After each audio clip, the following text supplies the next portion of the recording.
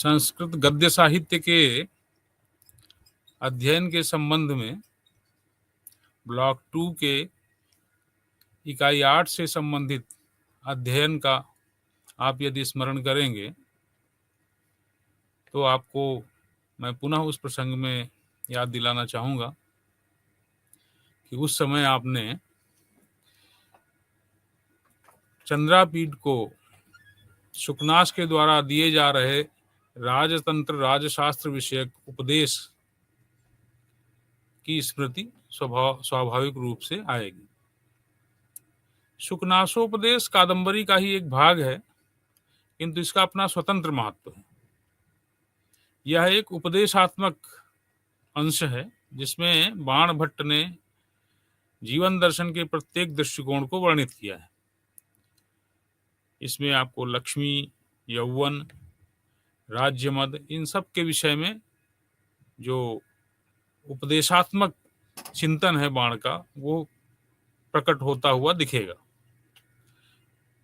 संक्षेप में पुनः आप स्मरण कर लें कि कादंबरी में तारापीठ चक्रवर्ती राजा हैं, चंद्रापीठ उनका पुत्र है, उसका यौवराज्याभिषेक अब होना है और यौवराज्याभिषेक के क्रम में तारापीठ उसको अपने महामात्य महामंत्री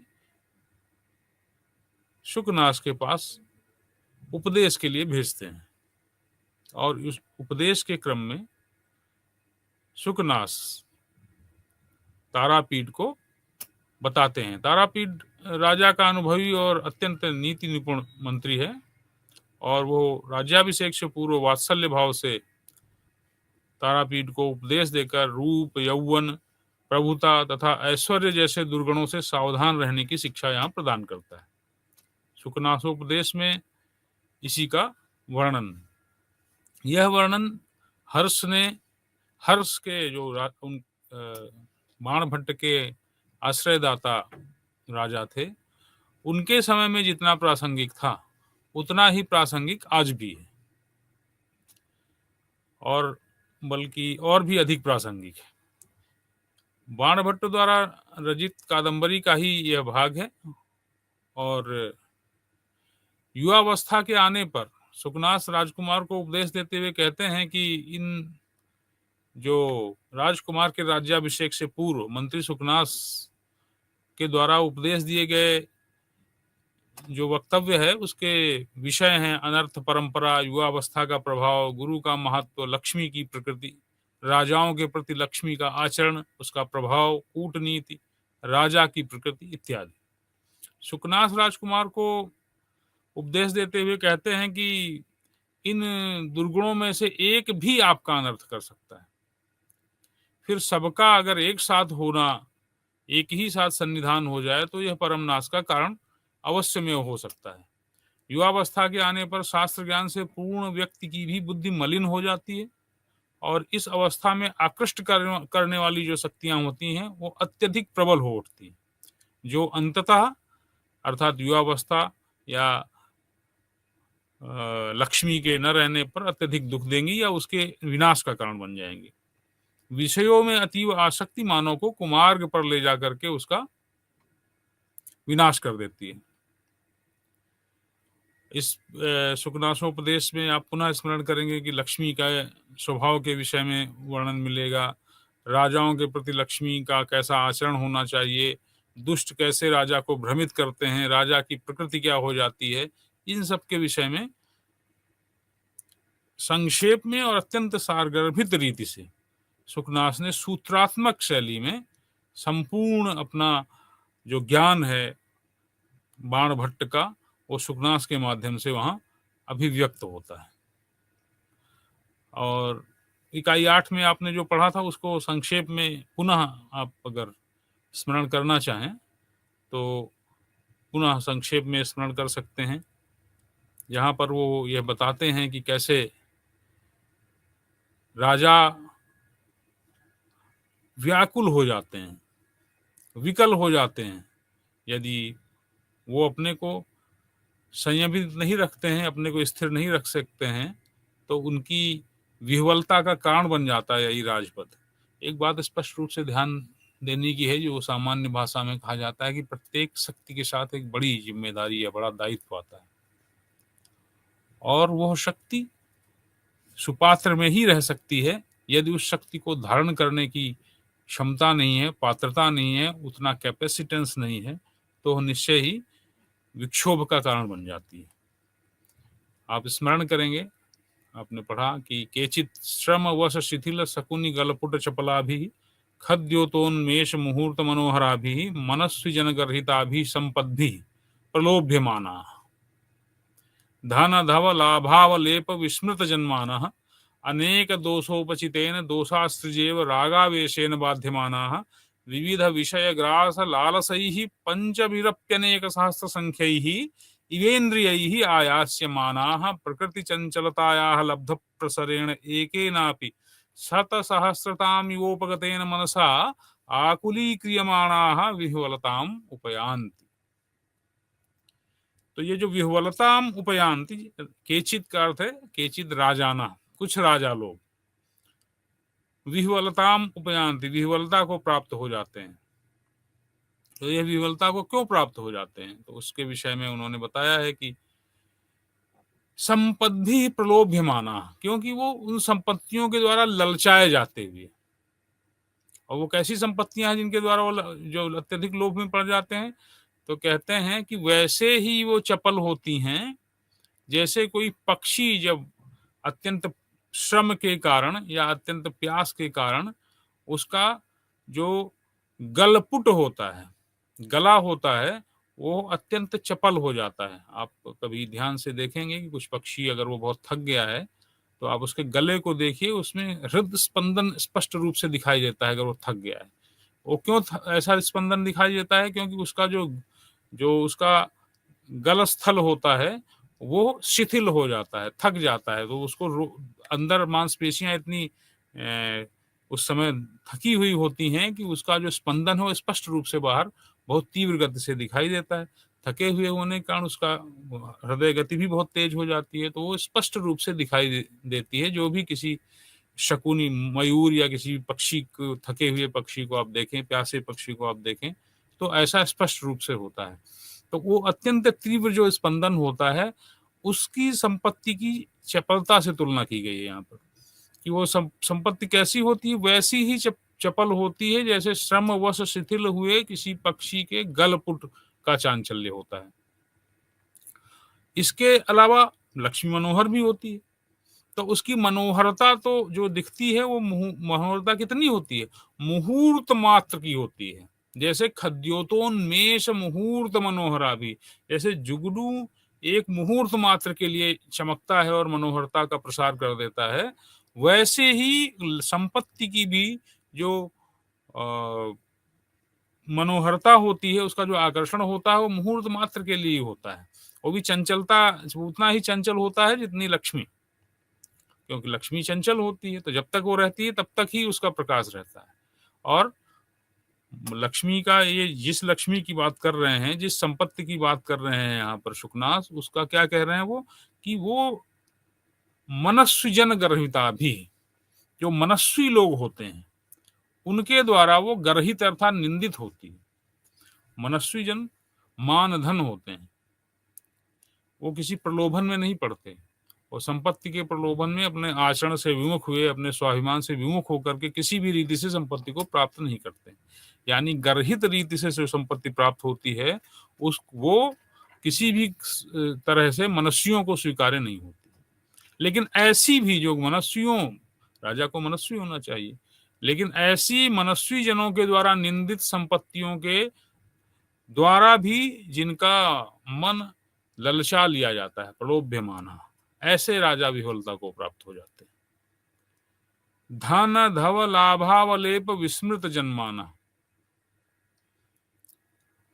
धन के धव अर्थात बहुत ही अंश मात्र से के लाभ के अहंकार से जो अपने जन्म मरण के चक्र को भूल जाते हैं,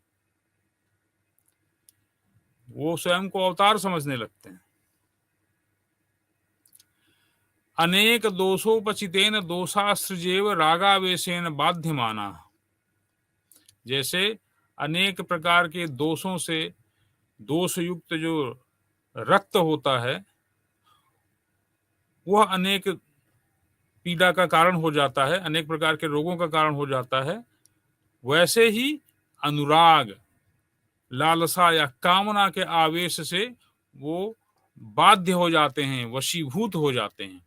विविध विषय ग्रास लालसाई ही, विविध विषयों के उपभोग की लालसा से यद्यपि इंद्रियां 5 ही होती हैं, तथापि उनके विषयों की बहुलता हो जाने के कारण वो उन विषयों से संयुक्त हो जाती हैं इंद्रियां, और फिर हजारों हजार की संख्या में मानो इंद्रियां हो गई हैं अपने भोग के लिए। पंचभिरप्यनेक सहस्र संख्यैः इवैः इंद्रियैः आयास्यमानाः, पीड़ित किए जाते हुए प्रकृति चंचलताया, मन की प्रकृति चंचल होती है और उसका स्वभाव होता है प्रसरण।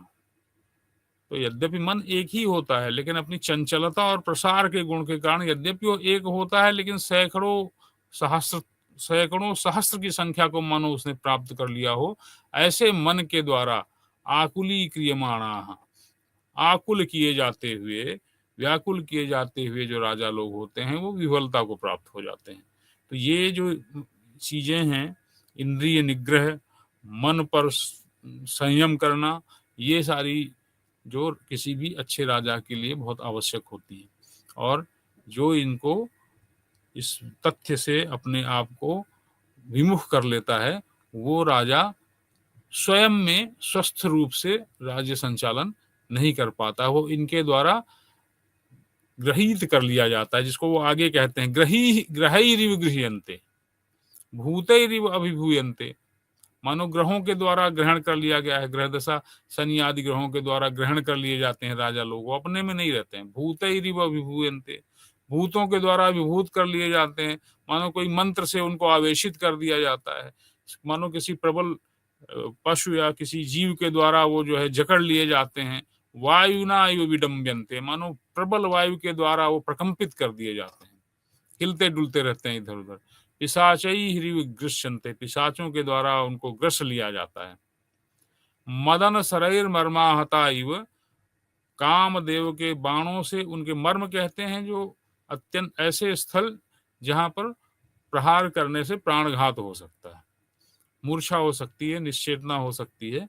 मदन सरैर मर्वाहतायु मुख भंग सहस्राणी कुर्वन्ते, और ऐसे मुख भंगिमाएं बनाते हैं मानो कामदेव के बाणों से अत्यंत मर्माहत हो गए हैं।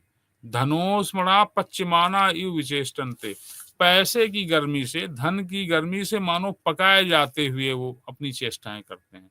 गाढ़ प्रहारा हतायु अंगानि न धारयन्ति, मानो किसी गंभीर आघात उनको लग गया हो और उनके अंग उनके अपने वश में नहीं रहते हैं।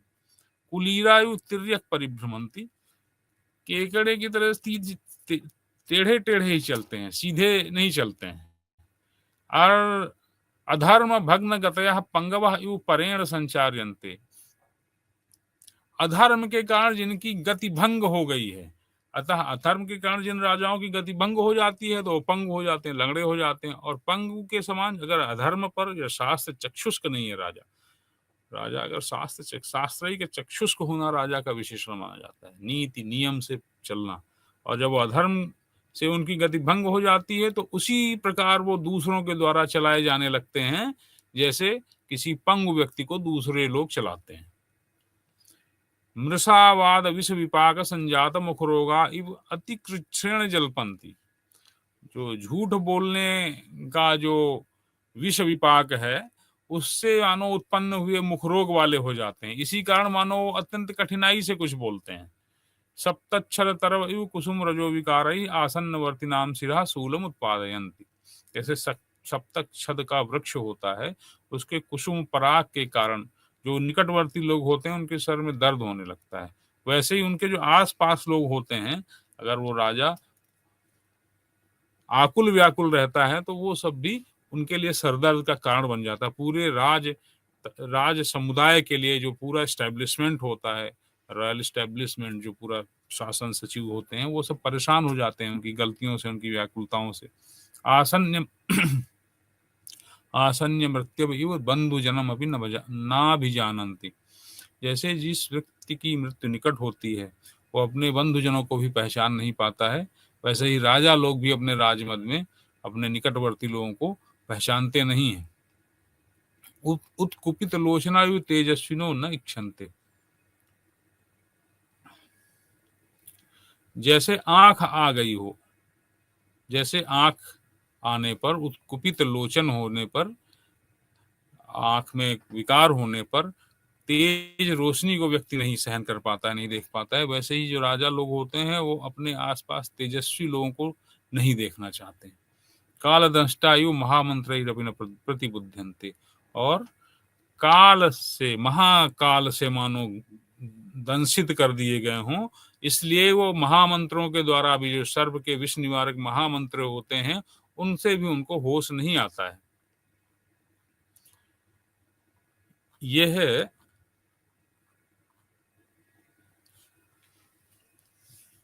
जातुषा भरणान इव शोषमाणम न सहन्ते। जैसे लाख के आभूषण होते हैं, वो किसी भी ऊष्मा युक्त व्यक्ति को सहन नहीं करते हैं, वैसे ही ये लोग किसी तेजस्वी व्यक्ति को सहन नहीं कर पाते हैं। दुष्ट वारणायु महामान स्तंभ निश्चलीकृता न गृह्णन्ति उपदेशम। दुष्ट वारण जैसे हाथी को कहते हैं, जो दूषित हो जाता है, संकेत नहीं मानता है, मतवाला हो जाता है, तो उसको महामान स्तंभ से बांधकर निश्चलीकृत कर दिया जाता है। वैसे ही ये इनका जो महामान स्तंभ होता है, इनका जो अत्यंत अहंकार का स्तंभ होता है, उसी से वो इस प्रकार जो है जकड़ लिए जाते हैं कि वो उपदेश को भी नहीं सुनते हैं, ग्रहण नहीं कर पाते हैं। कोई उनको उपदेश देता है, परामर्श देता है, तो वो उनके बुद्धि में प्रविष्ट नहीं होता है। जैसे जो हस्तिपक होता है, हाथी का जो महावत होता है, वो उसको संकेत करता है, उसको कुछ अपने नियंत्रण में आकर व्यवहार करने की जो पद्धतियां होती हैं उनका प्रयोग करता है, लेकिन हाथी जब उसको मतवाला हो जाता है, दुष्ट हो जाता है, तो दुष्ट हाथी उसको सुनता नहीं।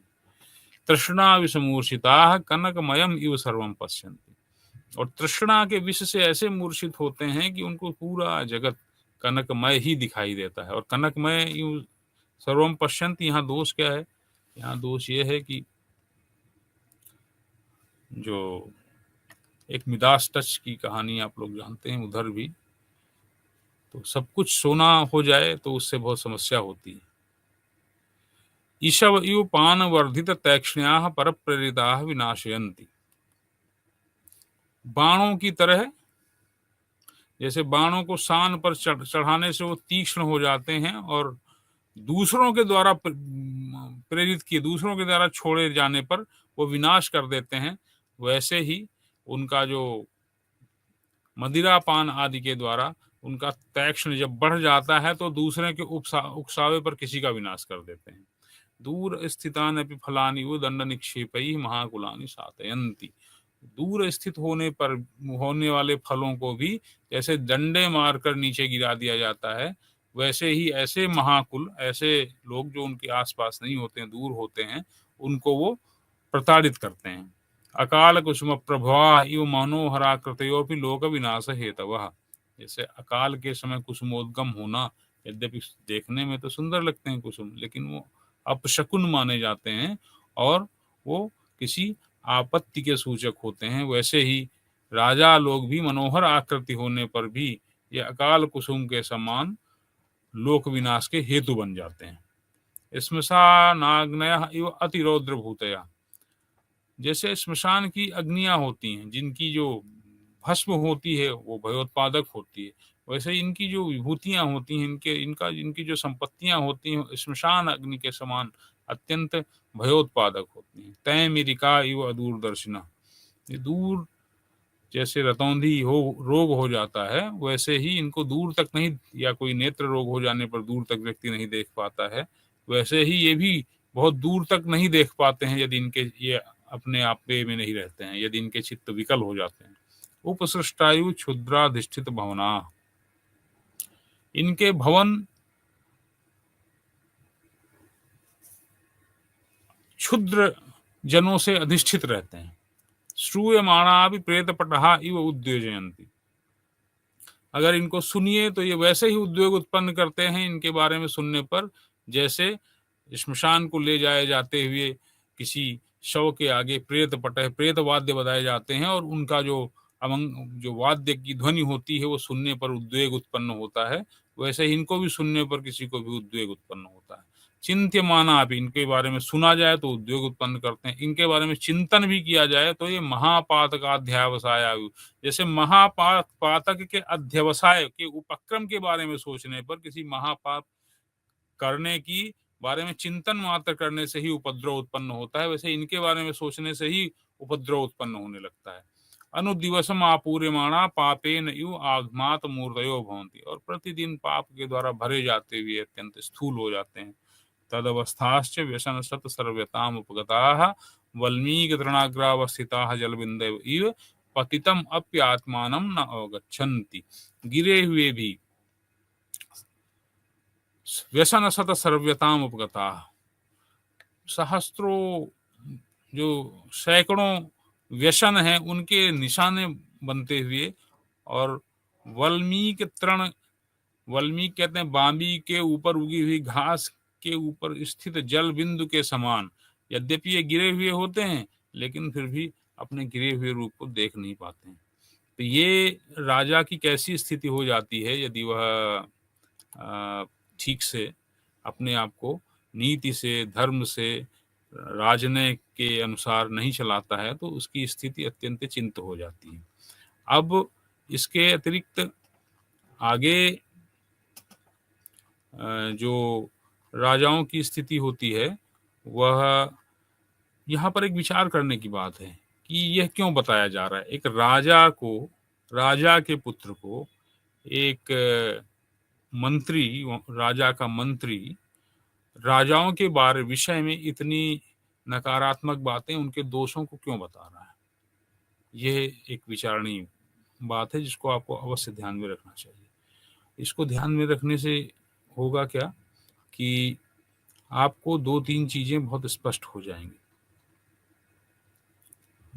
वो यह स्पष्ट हो जाएंगी कि किसी भी व्यक्ति को जब आप एक उपदेश देना चाहते हैं तो यहाँ का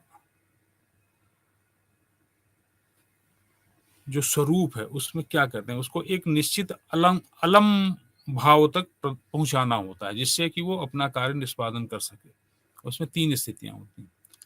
एक तो उसका वारण करना होता है दोषों का, फिर उसमें गुणों का आधान करना होता है, भूषण करना होता है, और यह दोनों चीजें इस स्थिति तक होनी चाहिए कि वह अपना कार्य पर्याप्त रूप से करने में समर्थ हो सके।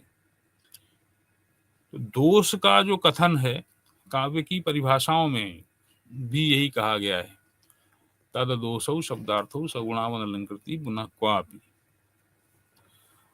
सौंदर्य के आधान में भी वामन ने यही कहा गया है, काव्यम ग्राह्यम अलंकारात् सौंदर्यम अलंकारः सतु दोष गुणालंकार हाना दानाभ्याम। तो दोषों के निवारण के लिए जो अदोष होता है उसके लिए दोषों को जानना जरूरी होता है। किसी भी व्यक्ति को निर्दोष बनाना है, किसी भी वस्तु को निर्दोष बनाना है, किसी भी रचना को निर्दोष करना है, तो निर्दोष, अदोषता क्या है, अभाव मुखे कथन है, और किसी भी अभाव को आप साक्षात रूप से प्रकट नहीं करते हैं, उसके लिए जिसका अभाव होता है उसके विषय में बताना पड़ता है। तो दोष का अगर निराकरण करना है, दोष का अभाव लाना है, दोष का निराश करना है, तो दोष को बताना पड़ेगा कि यह दोष है, यह दोष का स्वरूप है, यह दोष का लक्षण है, और उसके अनंतर ही उसके अपसार के लिए, उसको हटाए जाने के लिए प्रयास किया जा सकता है। इसीलिए सुकनास उन राज दोषों का वर्णन कर रहे हैं, उन लक्ष्मी से संबंधित दोषों का वर्णन कर रहे हैं जिनको कि अपने साथ जिनका की अभीष्ट है कि चंद्रापीड इन दोषों से मुक्त रहें, इसलिए पहले उन दोषों का वर्णन उन्होंने किया है।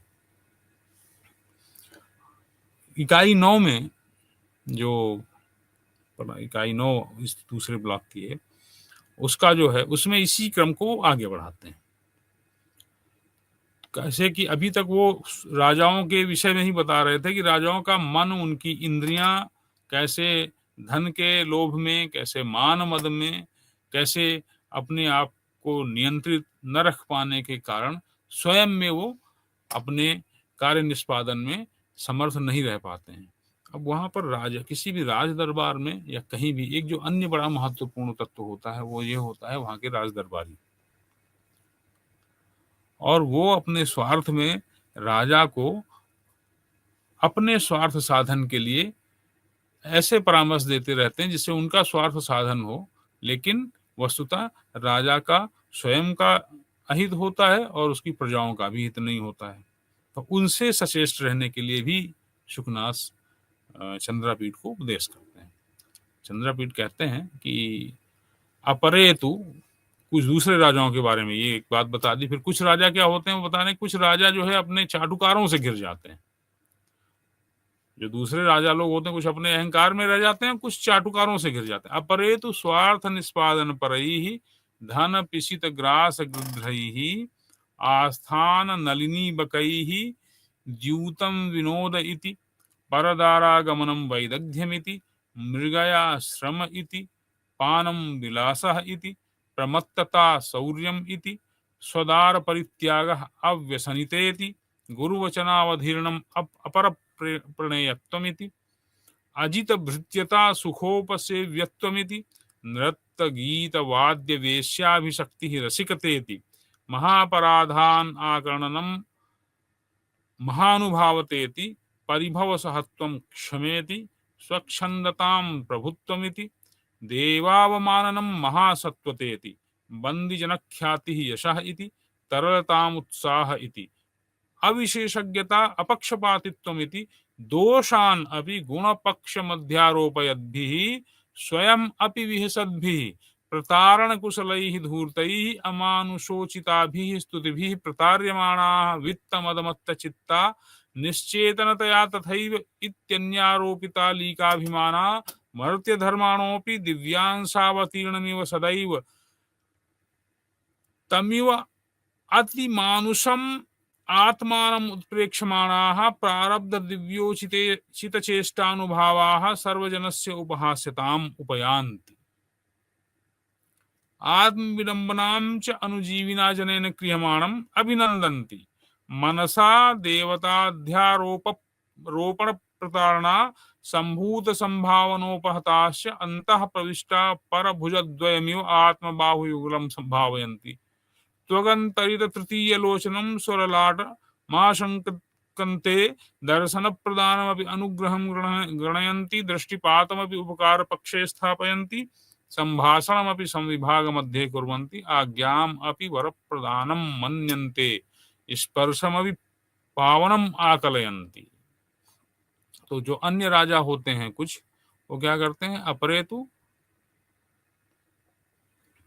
उपहास सर्वजनस्य उपहास्यताम उपयान्ति, सभी लोगों के लिए हंसी के पात्र बन जाते हैं। कुछ ऐसे राजा लोग होते हैं जो सर्वजनस्य उपहास्यताम उपयान्ति, सभी लोगों की हंसी का पात्र बन जाते हैं। कैसे सभी लोगों की हंसी का पात्र बन जाते हैं? वो ऐसे बन जाते हैं कि स्वार्थ निष्पादन परैहि,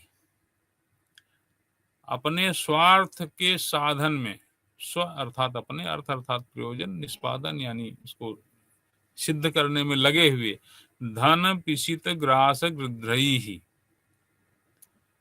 धन रूपी मांस जिनका को ग्रहण करने के लिए प्रयत्नशील गृद्धों के समान, आस्थान नलिनी बकैहि, आस्थान कहते हैं सभा स्थल को, राजमंडप को, वहां आस्थान ही मानो नलिनी है, कमलिनी है, और वहां पर वहां के बक हैं मानो। ऐसे जो धूर्त लोग होते हैं वो क्या कहते हैं, द्यूतम विनोद, राजा को समझा देते हैं जो द्यूत है वही विनोद है, वो कोई दोष नहीं है उसमें। परदारा गमनम वैदग्ध्यमिति, पर स्त्री गमन करना ही चतुराई है, मृगया श्रम है, शिकार खेलना ही परिश्रम है। जबकि इसकी परिभाषाओं में आप देखेंगे तो योगाभ्यास इत्यादि अन्य कोशों में दिया गया है। पानम विलासः इति, मदिरा पान करना ही विलास है। प्रमत्तता शौर्यमिति, प्रमाद करना वही शौर्य है।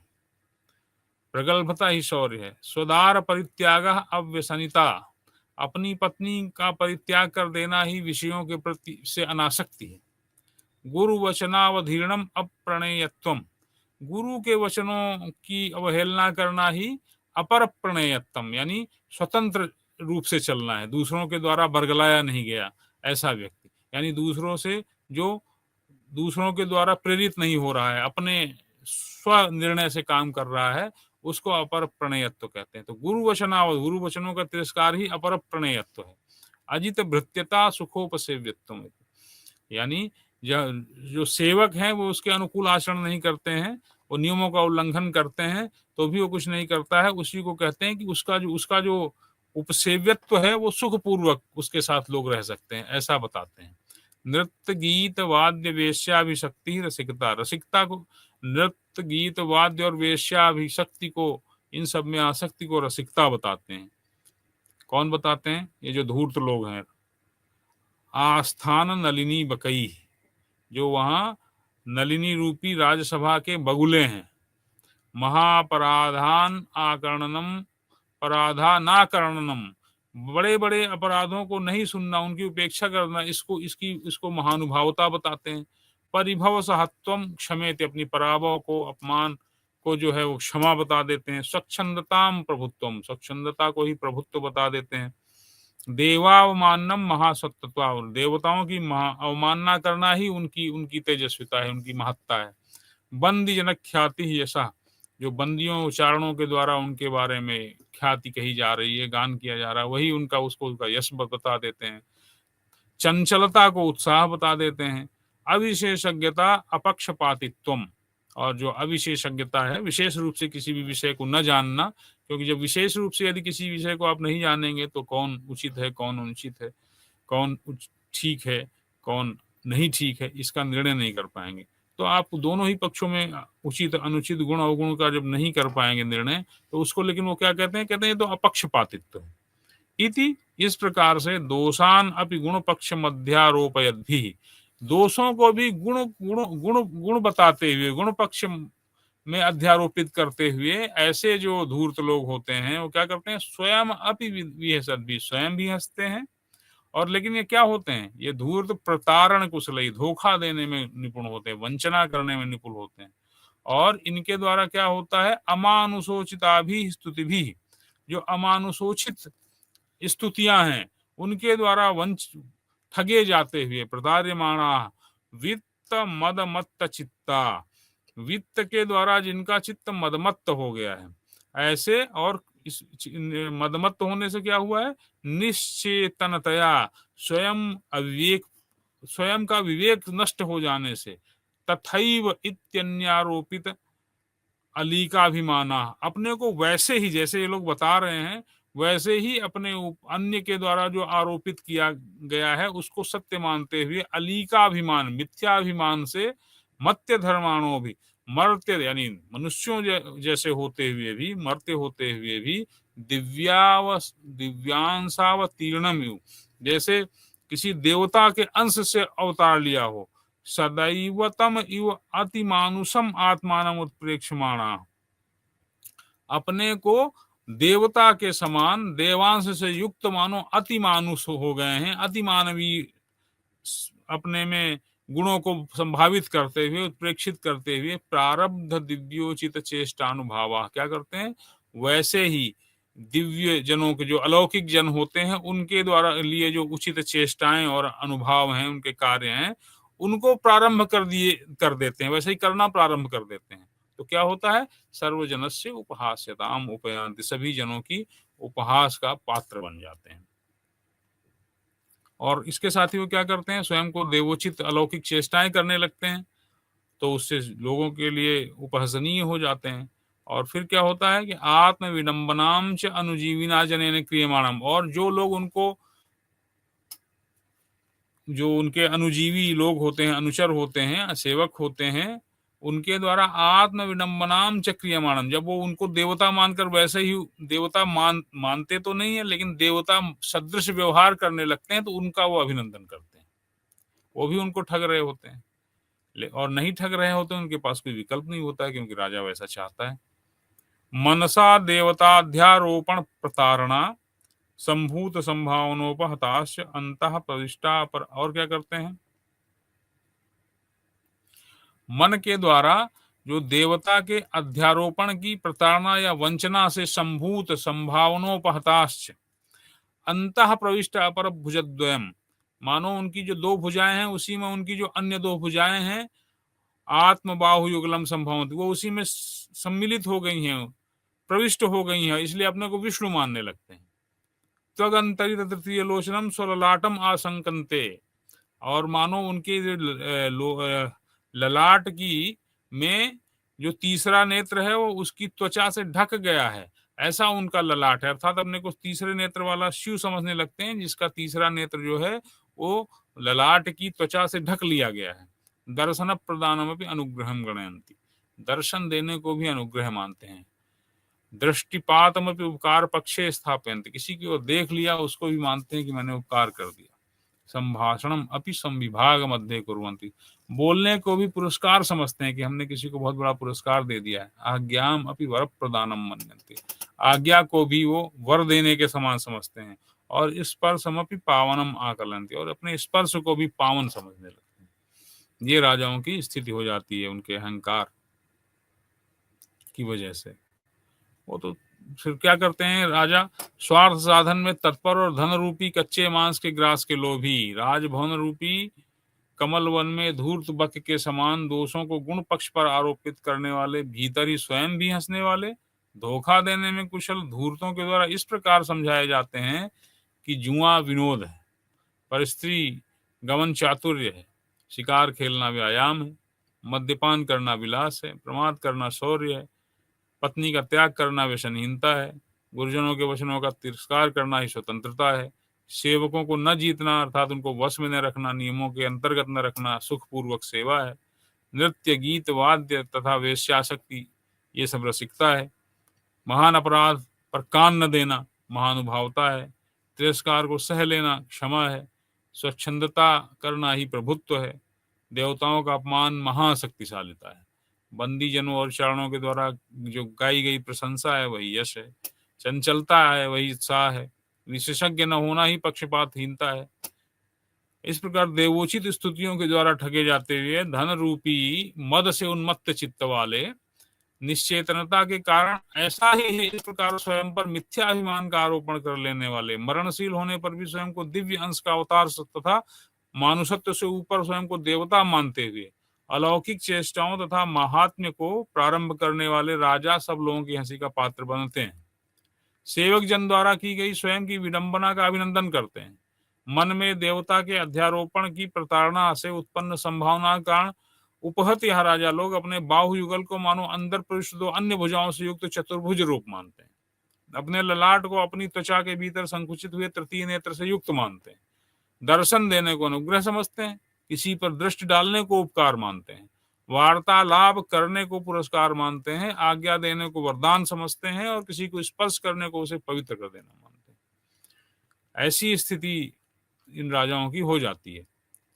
और इसके अतिरिक्त क्या होता है? मिथ्या महात्म्य गर्भ निर्भराश्च न प्रणमन्ति देवताभ्यः न पूजयन्ति जातीन् न मानयन्ति मान्यान् नार्चयन्त्यर्चनीयान् नाभिवादयन्ति अभिवादनार्हान् नाभ्युत्तिष्ठन्ति गुरून् अनर्थकायासान्तरित विषयोपभोगं सुखम् इत्युपहसन्ति विद्वज्जनं जरा वैक्लव्य प्रलपितम् इति पश्यन्ति वृद्धजनोपदेशम् आत्म प्रज्ञा परिभव इत्यसूयन्ति सचिवोपदेशाय कुप्यन्ति हितवादिने सर्वथा तम अभिनंदन्ति तमालपन्ति तम पार्श्वे कुर्वन्ति तम संवर्धयन्ति तेन सह सुखम अवतिष्ठन्ते तस्मै ददति तम मित्रताम उपयान्ति तस्य वचनं शृण्वन्ति तत्र वर्षन्ति तम बहुमन्यन्ते तमाप्तताम आपादयन्ति यो अहर्निशम् अनवरतम उपरचिताञ्जलिः अधिदैवतम इव विगतान्यकर्तव्यः स्तौति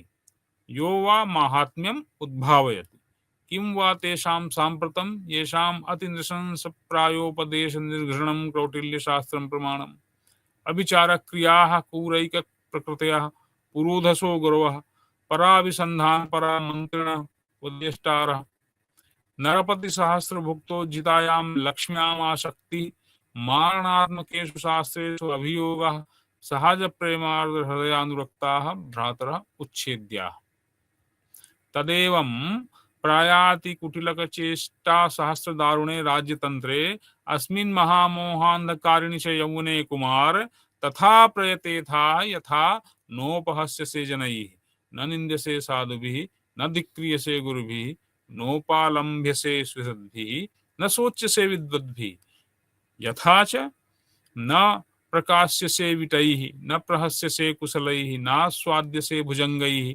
नावलुप्यसे सेवकैः न वंचसे धूर्तैः न प्रलोभ्यसे वनिताभिः न विडम्ब्यसे लक्ष्म्या न नर्त्यसे मदेन नोन्मत्तीक्रियसे मदनेन नाक्षिप्यसे विषयैः नावकृष्यसे रागेण नापह्रियसे सुखेन।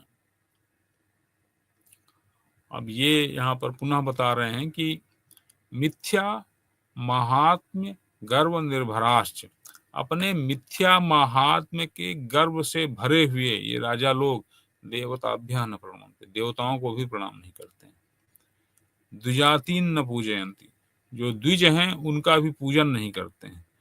न मानयन्ति मान्यान, जो मान्य जन होते हैं उनको अभी मान नहीं करते हैं। जो अर्चनीय जन होते हैं उनका अर्चन नहीं करते हैं। जो अभिवादन के योग्य होते हैं उनको अभिवादन नहीं करते हैं। गुरुओं के लिए भी उठकर उनका सम्मान नहीं करते हैं। अनर्थक आयासांतरित विषयोपभोगम सुखम इत्युपहसन्ति विद्वज्जनम, विद्वज्जनों का उपहास करते हैं। क्या कहते हुए?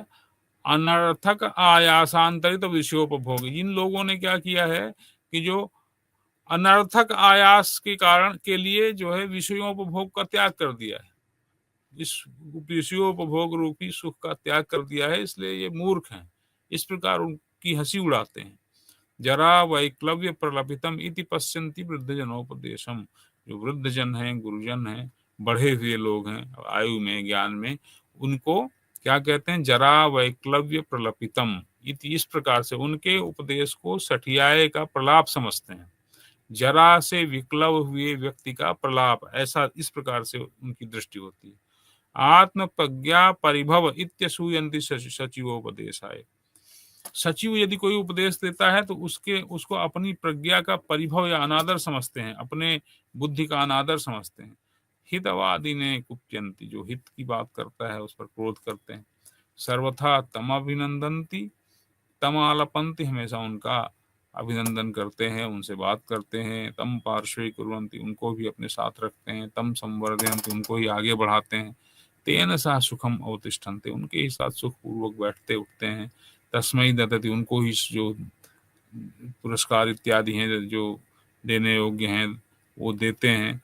तम मित्रताम उपयांत, उनसे ही मित्रता करते हैं, उनके ही वचनों को सुनते हैं, उन पर ही अनुग्रह की वर्षा करते हैं, उनको ही बहुत मान करते हैं, उनको ही आप्त मानते हैं।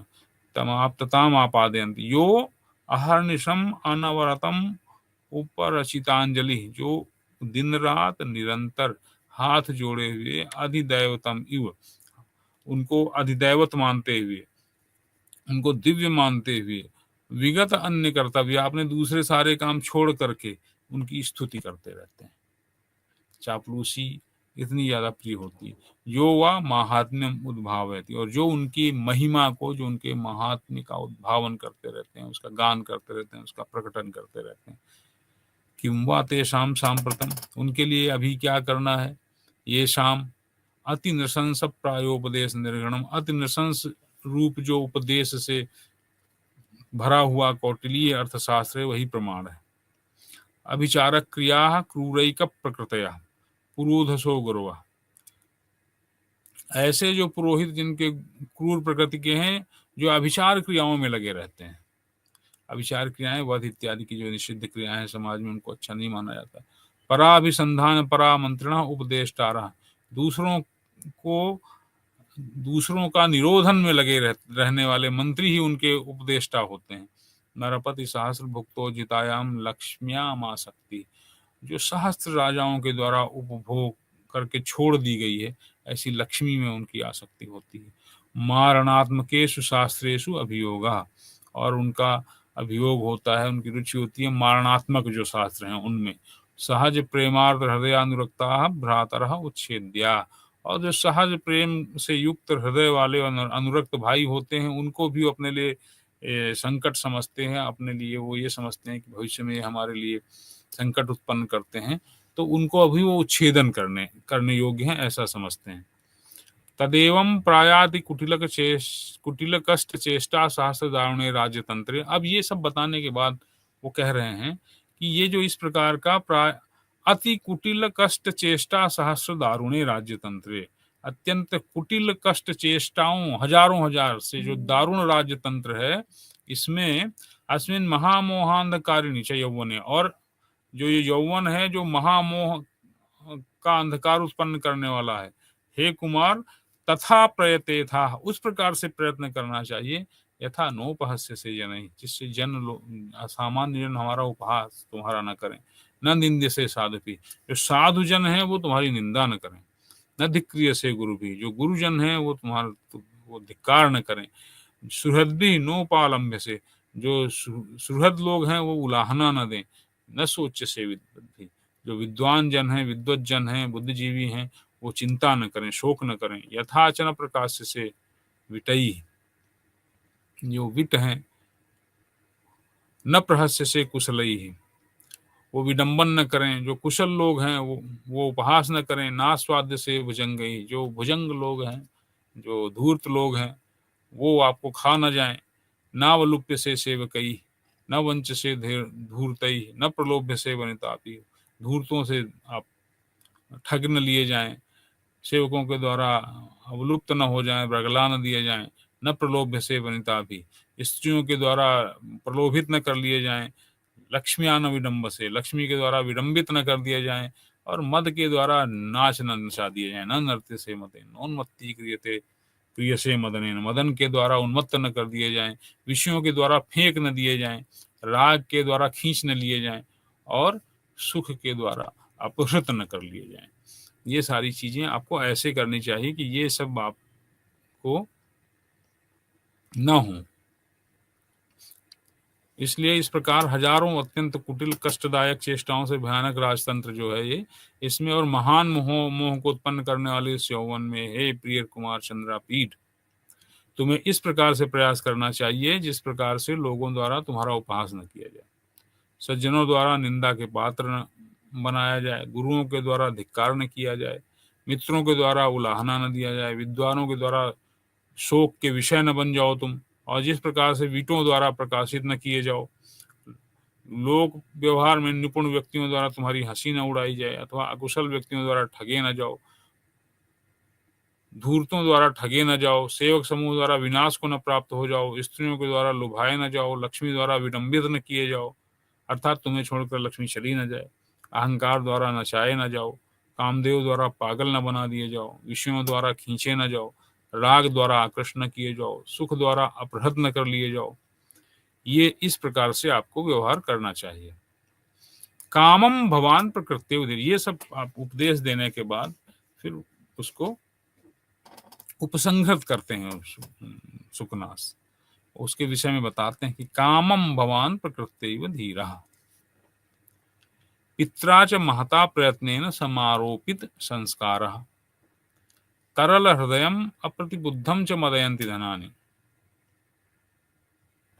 तथापि भवद्गुण संतोषो मामेव मुखरीकृतवान् इदमेव च पुनः पुनरभिधीयसे विद्वांसमपि सचेतनमपि महासत्वमपि अभिजातमपि धीरमपि प्रयत्नवन्तमपि पुरुषं इयं दुर्विनीता खलीकरोति लक्ष्मीरिति सर्वथा कल्याणैः पित्रा क्रियमाणम् अनुभवतु भवान् नवयौवराज्याभिषेकमङ्गलम् कुलक्रमागताम् उद्वह पूर्वपुरुषैः ऊढां धुरम् अवनमय द्विषतां शिरांसि उन्नमय स्वबन्धुवर्गाम् अभिषेकानन्तरं च प्रारब्ध दिग्विजयः परिभ्रमन् विजिताम् अपि तव पित्रा सप्तद्वीपभूषणां पुनर्विजयस्व वसुन्धराम् अयं च ते कालः प्रतापमारोपयितुम् आरूढ़ प्रतापो हि राजा त्रैलोक्यदर्शी व सिद्धादेशो भवति इत्येतावद् अभिधाय उपशशाम।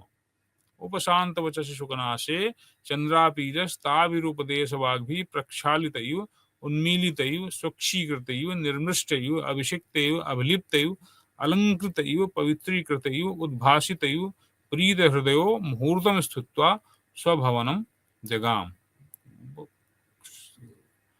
वहां पर ये उपदेश दे करके सुकनास कहते हैं कि मैं जानता हूं कि आप स्वभाव से ही धीर हैं तथा आपके पिता ने महान प्रयत्न से आपके विधिवत संस्कार किए हैं।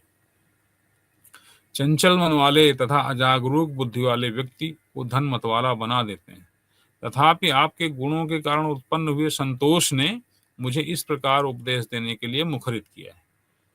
बारंबार यही कहा जा रहा है कि अदुष्टा लक्ष्मी ज्ञान प्राप्त, सावधान रहने वाले, अत्यंत साहसी, उच्च कुल में उत्पन्न, धैर्य संपन्न तथा प्रयत्नशील पुरुष को भी दुष्ट बना देती है। आप पिता के द्वारा कल्याण युक्त मंगलाचारों से संपन्न अभिनव यौवराज्याभिषेक रूपी मंगल का अनुभव करो। वंश परंपरा से प्राप्त तथा अनेक पूर्वजों के द्वारा वहन किए गए राज्यभार को स्वीकार करो। शत्रुओं के सिरों को अवनमित करो, झुकाओ, निज बंधुवर्ग को उन्नत करो। अभिषेक के बाद दिग्विजय को प्रारंभ करने वाले आप घूमते हुए अपने पिता के द्वारा जीती हुई 7 द्वीपों से विभूषित पृथ्वी को पुनः जीतो। तुम्हारे लिए प्रताप को अर्जन करने का यही समय है, क्योंकि प्रताप से संपन्न राजा ही त्रिलोकदर्शी योगी के समान सफल आज्ञाओं वाला होता है। इस प्रकार कहकर सुकनास शांत हो गए। सुकनास के उपदेश वचनों से विरत हो जाने पर चंद्रापीठ ने उन पवित्र उपदेश वाक्यों से स्वयं को धुला हुआ सा, विकसित हुआ सा, स्वच्छ किया हुआ सा, कोमल हुआ सा, अभिषिक्त हुआ सा, चंदन आदि से लिप्त हुआ सा, सजाया हुआ सा, पवित्र किया हुआ सा, चमका हुआ सा अनुभव किया और फिर वह प्रसन्न मन से कुछ काल वहां रुककर अपने भवन की ओर चला गया। उपशांत वचः सुकनासे चंद्रापीडस ताभि उपदेश वाग्भि प्रक्षालितैव उन्मीलितैव स्वक्षीकृतैव निर्मृष्टैव अभिषिक्तैव अभिलिप्तैव अलंकृतैव पवित्रीकृतैव उद्भासितैव प्रीत हृदयो मुहूर्तम स्थित्वा स्वभवनम आजगाम। अब यहाँ पर जो सुकनास द्वारा दिया गया चंद्रापीठ के प्रति उपदेश है वो समाप्त होता। इसके विषय में पुनः आपको मैं स्मरण दिलाना चाहूँगा कि आप याद करेंगे तो आपको विदितव्य से अधीत सर्वशास्त्र से इत्यादि जो प्रारंभ होता है जहाँ से सुकनासोपदेश का, सुकनास चंद्रापीठ को प्रारंभ नहीं बताते हैं कि जो भी जानने योग्य है वो आप जानते हैं, सारे शास्त्र आपने पढ़ लिए हैं, फिर भी ये मैं आपको उपदेश कर रहा हूँ।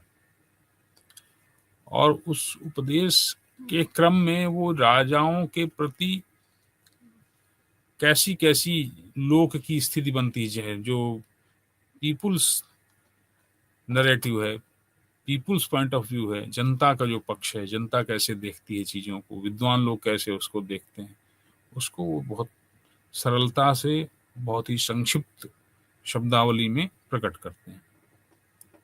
आप याद करिए वो किस कुशलता से यह प्रकाशित कर रहे हैं कि जो राज सभा में धूर्त लोग होते हैं वो कैसे राजाओं को उनके कर्तव्य मार्ग से च्युत कर देते हैं, उनको बहका देते हैं और अपने स्वार्थों की सिद्धि करते हैं।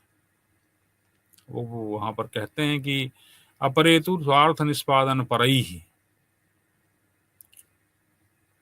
वो क्या करते हैं, जो स्वार्थ निष्पादन में रत लोग होते हैं वो क्या करते हैं, दोषान अपि गुण पक्ष मध्यारोपयद्भिः धूर्तैः विप्रतारकैः स्तुतिभिः प्रतार्यमाणाः सर्वजनस्य उपहास्यताम उपहास्ययोग्यताम उपयान्ति।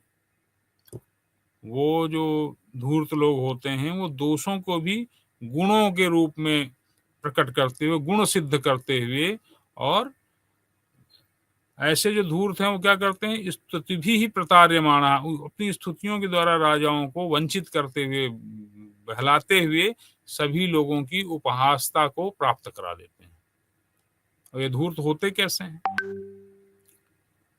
तो कहते हैं कि ये धूर्त होते हैं स्वार्थ निष्पादन परई। स्वार्थ, स्व का अर्थ होता है स्वयं, स्वस्य अर्थात आत्मनः, और अर्थ कहते हैं प्रयोजन को। स्वस्य आत्मनः यह अर्थः प्रयोजनम तस्य निष्पादनम करणम, उसको करना, और तत्र परैः तत्परैः, उसमें जो लगातार निरत रहते हैं, ऐसे स्वार्थ निष्पादन परैः धन पिशित ग्रास गृद्धैः, जो धन है, द्रव्य है, वही जो मानो मांस का टुकड़ा है, और उसको ग्रहण करने में के मानो ग्रहण करने वाले मानो गृद्ध हैं। गृद्ध क्या की एक खास बात ये होती है कि वो बहुत दूरदृष्टि वाला होता है। तो दूर से हमको कैसे अपनी राजा को बरगला करके उसको ये हम अपने लिए धन अर्जित करें, उस दृष्टि से वो राजा की प्रशंसा करके, झूठी प्रशंसा करके उसको भ्रमित करते रहते हैं। और उनकी ये बहुत सुंदर जो है उनका सादृश्य बताया है, आस्थान नलिनी धूर्त बकई। ये आस्थान नलिनी धूर्त बकई जो उनको कहा है, तो आस्थान कहते हैं नृपों के उपवेशन का जो स्थल होता है, उसको आस्थान कहते हैं। और वही मानो नलिनी या कमलिनी, वो भी श्वेत रंग की होती है। और वहां उसके साथ जो खड़े होते हैं बगुले, उसी तरह चुपचाप निश्चल होकर के खड़े हो जाते हैं। तो वो क्या कर रहे होते हैं कि वो स्वयं को राजसभा के सदृश दिखा रहे होते हैं, कि राजसभा जैसे ही हैं वो। बहुत ही अच्छा सामने दिखाया है बाण ने यहाँ पर, कि वो भी वैसे ही सफेद रंग के होते हैं, और उसी दृष्टि से एक पैर पर खड़े हो जाते हैं, तो उनको लोग नलिनी जैसा ही समझ लेते हैं, जो वहां के पशु वो जो मत्स्य इत्यादि होते हैं, और अवसर पड़ने पर वो अपना लक्ष्य सिद्ध कर लेते हैं। तो ऐसे आस्थान नलिनी धूर्त बकई ही द्यूतम विनोद इति, जो द्यूत है वही विनोद है। द्यूत कहते हैं द्यूत कहते हैं दुरोदर को, जुए को, और विनोद कहते हैं तो खेल मात्र है, इसमें कोई पातक नहीं है, ऐसा करने में कोई पातक नहीं है, ये समझा देते हैं। और पर द्वारा दूसरी स्त्रियों का जो अभिगमन है, वो उसको वैदग्ध्य समझते हैं, उसको स्मार्टनेस बता देते हैं। जो मृगया है उसी को श्रम बता देते हैं। कोशों में लिखा हुआ है कि अभ्यासा खुरलीति श्रमो योगाभ्यासा योग्याभ्यासा, तो वहां मृगया को ही वो श्रम बता देते हैं, यानी दूसरों। और पानम अर्थात मद्यपान को ही वो विलास बता देते हैं। शीबता प्रमत्तता को ही शौर्य बता देते हैं। यहाँ पर एक विशेष बात ये ध्यान देने वाली है कि ये जो बाण ने ये प्रतिपादन किया है, बाण का जो पक्ष था, मैं फिर से इस बात को ध्यान दिलाना चाहता हूँ कि उस समय के जो राजा थे वो सर्वशक्तिशाली हुआ करते थे। किसी मंत्री के द्वारा राजपुत्र को इस प्रकार से उपदिष्ट देना जिसमें राजाओं की इतनी बुराई की गई हो, और ऐसे राजाओं की, जब वो स्वयं कह रहा है कि राजा कैसे लोगों को पसंद करता है, जो स्तुति परक होते हैं, जो केवल स्तुति सुनना चाहते हैं, उन्हीं को अपने आसपास रखते हैं, भले ही वो विडंबना हो, लेकिन ऐसे ही लोगों को राजा अपने पास आसपास रखना चाहते हैं जो उनका स्तुति गान करते रहें, उनकी चाटुकारिता करते रहें। ऐसा स्वयं ये तथ्य मानते हुए भी बाण भट्ट राजा को यह उपदेश उसके महामात्य से करवा रहे हैं, राजपुत्र को, जो कि उसी का आश्रित है। यह अपने आप में अत्यंत साहस की और प्रसन्नता की और प्रशंसा की बात है। इस पर ध्यान दिया जाना चाहिए। और ये सर्वकालिक, आज के समय में भी कितनी सहिष्णुता उस समय के आचार्यों ने कैसे लोक के लिए, इसमें एक बात और ध्यान देने है कि कुंतक इस बात का उल्लेख करते हैं वक्रोक्त जीवित में, कि कैसे जो आचार्य और बुद्धिजीवी लोग होते थे, वो कैसे जनता की भलाई के लिए राजाओं के अभिमान परक मदमत्तता को नियंत्रित करने के लिए प्रयास करते रहते थे, क्योंकि कोई भी मदमत्त राजा अपने निर्णयों से समस्त सृष्टि और जनता का विनाश कर सकता था। इसलिए वो निरंतर स्वयं इस बात के लिए उपक्रम करते रहते थे कि राजा को किसी भी प्रकार से सदुपदेश दिए जा सकें। इसीलिए रामादिवत वर्तितव्यम न रावणादिवत, इसमें यद्यपि खतरे होते थे, लेकिन सारे महाकवि, सारे बुद्धिजीवी इसके प्रति निरंतर प्रयत्नशील रहते थे, और राजाओं को निरंतर इस बात को बताने की प्रकारांतर से चेष्टा करते रहते थे।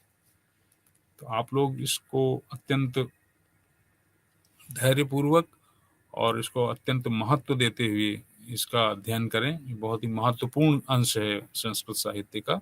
और विभिन्न जहाँ पर सिविल सर्विसेज हैं उनमें भी ये लगा हुआ है।